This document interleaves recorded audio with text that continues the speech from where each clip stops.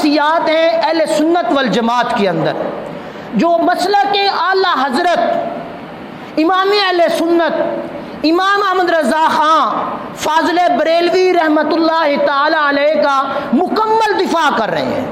اس کو اپنے بھی مانتے ہیں اور بیگانے بھی مانتے ہیں.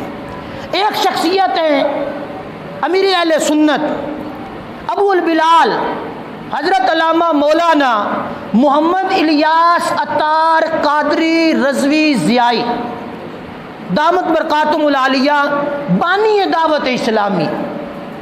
اور دوسری شخصیات ہیں جنہوں نے ہر محاذ پر ڈٹ کر مقابلہ کیا. رافضیت نے منہ اٹھایا، آپ نے ڈٹ کر مقابلہ کیا. عظیم مذہبی سکالر مفکر اسلام کنز العلماء ڈاکٹر محمد اشرف آصف جلالی صاحب دامت برکاتہم القدسیہ. حضرت امیر معاویہ رضی اللہ تعالی عنہ کی شان کے اندر حضرت الیاس عطار قادری صاحب نے یہ گزشتہ سالوں اعلان کیا کہ جب ان کی صحابیت کو خطرہ لاحق ہوا تو مولانا الیاس قادری صاحب نے کہا کہ پورے پاکستان کے اندر ہم مساجد بنائیں گے 2000 یا 2100 کے قریب، اور ہر مسجد کا نام حضرت امیر معاویہ ہوگا. اور گزشتہ دنوں یہ 2 مہینے پہلے آپ نے حضرت امیر معاویہ رضی اللہ تعالیٰ عنہ کی شان بیان کی اور آپ نے فرمایا جو بندہ حضرت امیر معاویہ رضی اللہ تعالیٰ عنہ کی ذات کے بارے اپنے دل کے اندر عداوت رکھتا ہو، بغض رکھتا ہو، وہ نہ میرے جنازے کو کندھا دے نہ میرے جنازے میں شریک ہو.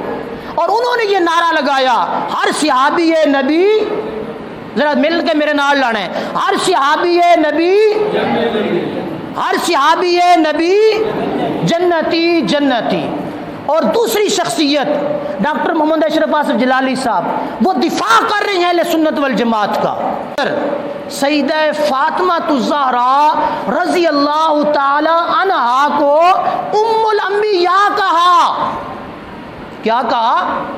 ام الانبیاء یعنی نبیوں کی ماں. تو ڈاکٹر جلالی صاحب نے بھرپور دفاع کیا.